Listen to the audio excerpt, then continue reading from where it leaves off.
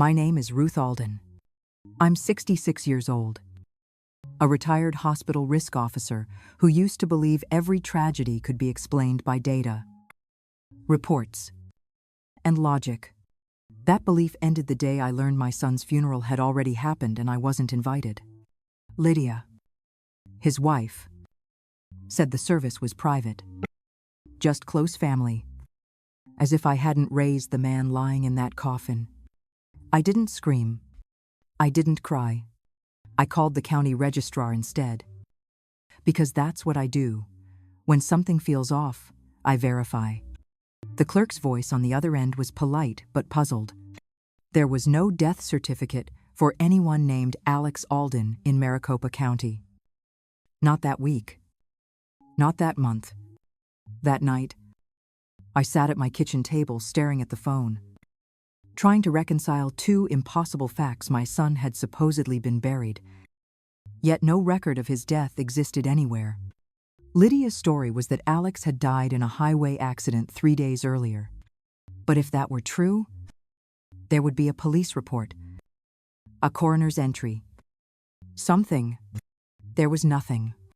When I asked myself what that meant, the answer chilled me in a way hospital emergencies never had. If there was no record, no body, and no accident, then what exactly had Lydia Hartwell buried, and where was my son? The next morning, I called Mesa Infrastructure, the engineering firm where Alex worked. His supervisor told me Alex hadn't shown up for over a week, and no one had heard from him. That didn't make sense. My son was the kind of man who double-checked his alarm clock before bed and arrived 10 minutes early to everything. A few hours later, Lydia called. Her voice was calm, rehearsed, almost detached. She said there had been a car accident on State Route 87, that Alex's truck had gone off the road late at night. She claimed she had handled everything: the funeral, the paperwork, the insurance, because, in her words, you were too emotional to deal with the details. That phrase stuck with me.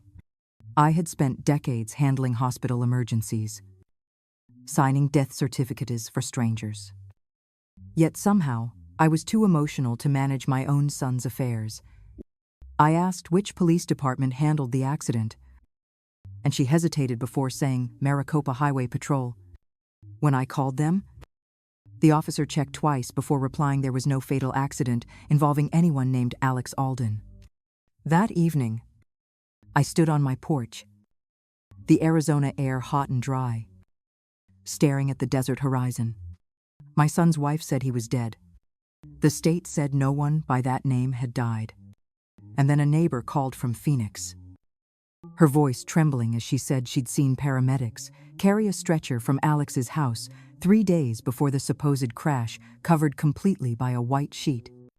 2 days later, I drove to the cemetery Lydia had mentioned, Desert Haven Memorial Park. The groundskeeper looked confused when I gave him Alex's name. He said the burial plot had been purchased the same day as the supposed funeral, but no interment had taken place. Pre-need arrangement, he added, meaning it was paid for in advance before anyone had actually died. That single phrase made my chest tighten. Lydia had planned a funeral before a death existed. When the office clerk showed me the receipt, I saw the purchase had been made under a different name, Nora Pierce. The address on the invoice wasn't Alex's house, but a post office box listed as P.O. Box 314. I'd spent my career chasing inconsistencies in paperwork, and this one rang like an alarm bell. I went home and spread every document I had on the kitchen counter: the death notice Lydia sent, the cemetery invoice, the insurance letter she'd forwarded. The signatures didn't match. The phone number on the death notice traced back to a prepaid burner line. Each detail built the same picture: Lydia Hartwell, or Nora Pierce, had forged an entire narrative of death. That night, I couldn't sleep. Numbers rolled through my head like static. And the sequence 314 kept repeating. When I checked the funeral bill again, the transaction code also ended in 314. Maybe it was coincidence. Or maybe Lydia used it as a signature. A reminder that everything life, death, and deceit was part of her design. The next morning, I parked 2 streets down from Lydia's house in Phoenix. Through the windshield, I watched her load a single suitcase into the trunk of her silver sedan. She looked calm, efficient, like someone checking items off a list. When she drove off, I followed, keeping 2 cars between us. My hand steady on the wheel, though my pulse refused to slow. Lydia led me across town to an industrial district near the edge of Mesa. She swiped a keycard at a gated storage facility called Desert Lock and Store. The gate lifted, and as she drove inside, the digital display above the entrance flashed her access code, Unit 314. I wrote it down. The same number from the cemetery and the post office box. Patterns never lied, they were Lydia's fingerprints. That night, I told my neighbor, Marjorie Kane, what I'd found. She didn't ask if I was sure, she just nodded and said she knew someone at the Phoenix Police Department who could help push a warrant through Buyer. 2 days later, Detective Luis Ortega met us at the storage lot. As the lock was cut, the smell of dust and metal hit first. Then the sight of Alex's belongings neatly stacked in labeled boxes. On the far shelf sat binders, marriage licenses, insurance claims, and medical records under different male names. Each ended with the same handwriting, the same date code, and the same quiet, mocking number 314. By the time the warrant was filed and the evidence boxed, Lydia had vanished. Her house was stripped clean, no photos, no mail, not even a toothbrush in the bathroom. The only clue she left was a flight itinerary to Denver under a new name, Claire Dawson. The woman who buried my son had already shed her skin again. Detective Ortega obtained airport footage showing Lydia hours before the flight. She'd cut her hair to a copper shade, added glasses, and changed into a navy business suit that made her look like a corporate traveler. The footage ended as she passed through security. There was no record of her boarding the plane. She had walked straight through the crowd and disappeared, like a ghost with a new passport. That night, I replayed the footage over and over, pausing on the final frame. Lydia, now Claire, was carrying a leather portfolio embossed with a gold stamp, Price Vineyards. I searched the name online and found an article about a widowed vintner in Denver named Samuel Price, recently featured for rebuilding life after loss. My stomach turned. It was the same pattern all over again: widowed, wealthy, emotionally vulnerable.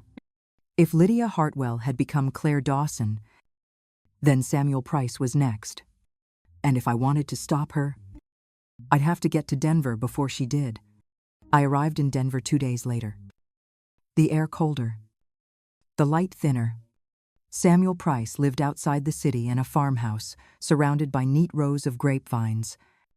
From the moment he opened the door, I could see the fatigue in his eyes, the kind that comes from months of pretending to heal. He was kind, polite, and completely unaware that the woman visiting him under the name Rebecca Dawson was the same predator who had murdered my son. Detective Ortega coordinated with the Denver police, looping them in on what we had uncovered. Together, we showed Samuel the evidence photographs of Lydia as Nora Pierce, as Claire Dawson, copies of forged marriage certificates, and the insurance documents linked to each dead husband. He didn't want to believe it. His hands shook as he realized the woman he thought had saved him from grief was the one setting the trap. When he finally spoke, his voice was quiet but steady. He said he wanted to help, that if his cooperation could stop her, he would do whatever it took. The plan was simple but dangerous. He would keep seeing Rebecca, wear a recording device, and gently push her toward marriage. That would make her accelerate her timeline. Rushing into a mistake. As I watched Samuel rehearse the words he'd used to propose, I couldn't shake the dread that this might end the same way as before. But I also knew one truth. I couldn't lose another good man to Lydia Hartwell's lies. The night of the dinner felt unnervingly calm. Samuel's farmhouse was lit softly. The table set for two. Every surface wired with hidden microphones. I watched from the surveillance van parked half a mile away, listening through my headset as Rebecca Dawson arrived carrying a covered casserole dish and a bottle of Merlot. Her tone was warm, affectionate, practiced the same soothing cadence Lydia Hartwell had used on Alex during their last phone calls. Through the live feed, I saw her serve Samuel a generous portion of the casserole, then pour his glass to the brim while barely touching her own. The food looked harmless, steaming with rosemary and cream, but the lab team outside had prepared to test everything. Samuel followed the plan perfectly. When she looked away, he tilted his glass, pouring the wine into a concealed vial built into the coaster, and switched plates using the clean decoy dish we'd set aside. For the next 20 minutes, Lydia watched him closely, waiting for signs of weakness. When he pretended to wobble slightly, she reached out to steady him, her voice tightening with false concern. "You must be exhausted. Darling," she said. "Let me help you to bed." Detective Ortega's signal came through the earpiece, "Move now." The door burst open just as Lydia turned toward the hallway. Officers swarmed the room, and she froze, the mask slipping from her face in an instant. Gone was Rebecca, the nurturing widow. In her place stood the woman who had buried my son in lies. As they cuffed her, she looked up, eyes sharp as glass, and said only one sentence before they led her away: "Check your kitchen." Ruth. The words chilled me more than anything she'd ever done. When I returned home to Phoenix 2 days later, my house was quiet. Too quiet.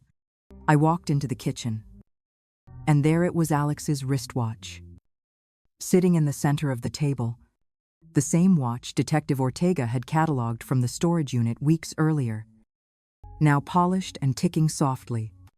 Lydia's words echoed in my head: "Check your kitchen." It wasn't a warning, it was a message. She had been here. Forensics confirmed her fingerprints on the metal clasp and traces of desert soil on the band. That soil matched the samples found in her car trunk sand from the outskirts of Henderson, Nevada. Ortega's team dug in the same location and uncovered a shallow grave. The body inside was Alex's, preserved enough for the coroner to confirm poisoning by ricin, the same toxin found in the casserole meant for Samuel Price. Every loose thread pulled together into one perfect knot of guilt. At the evidence review, Ortega laid the final piece on the table, a notebook from Lydia's storage unit filled with lists of victims, aliases, and payout dates. Each entry was neat, dated, and coded. Next to Alex's name, she'd written 2 words in black ink: Mother Persistent. I realized then that every move she'd made, including breaking into my house, was her way of testing how far I'd go. My answer was simple until justice was complete. The trial began 6 months later in a crowded Maricopa County courtroom. Lydia Hartwell sat at the defense table in a beige suit, hair darkened again, her face unreadable. The prosecution opened with photographs of Alex's body, the lab results confirming ricin, and the records from her storage unit tying her to 3 previous deaths. Each page of evidence felt like another layer of truth she could no longer outrun. Detective Ortega testified about the sting operation and the recordings from Samuel Price's house. Samuel himself took the stand, his voice trembling as he described how she'd made him believe he was safe, only to serve him poison with a smile. The defense tried to paint Lydia as a victim of circumstance, a woman who had suffered abuse and simply made poor choices. The jury didn't look convinced, but her attorney's words planted a seed of sympathy that made my skin crawl. When it was my turn, I stood before the court and looked straight at her. I told them how she had killed not just my son, but every future he might have built. I reminded them of the 9 missed calls Alex made in his final hours, calls that Lydia claimed never happened. She turned to me then, expression soft, and whispered that Alex had wanted a private funeral, that I was the one who refused to let him go. The courtroom fell silent, torn between pity and horror. As the truth and the lie collided in the space between us, the verdict came after only 3 hours of deliberation. The jury found Lydia Hartwell guilty on all counts: first-degree murder, attempted murder, and fraud. When the judge read the sentence, life without parole, Lydia didn't flinch. She just sat still, eyes locked on me, as if memorizing the face of the woman who had ended her game. Detective Ortega met me in the hallway after court. He said my persistence had saved lives, that without me, Lydia might have moved on to another city, another husband. His words should have felt like comfort, but instead they landed heavy, like the silence after a storm. Justice wasn't triumph, it was survival. I had simply outlasted her. As the deputies led Lydia away, she glanced over her shoulder one last time. For the first time since I'd met her, I saw something human flicker behind her expression: fear. Maybe it was the cell door closing. Or maybe she realized she had underestimated the woman she thought she could manipulate.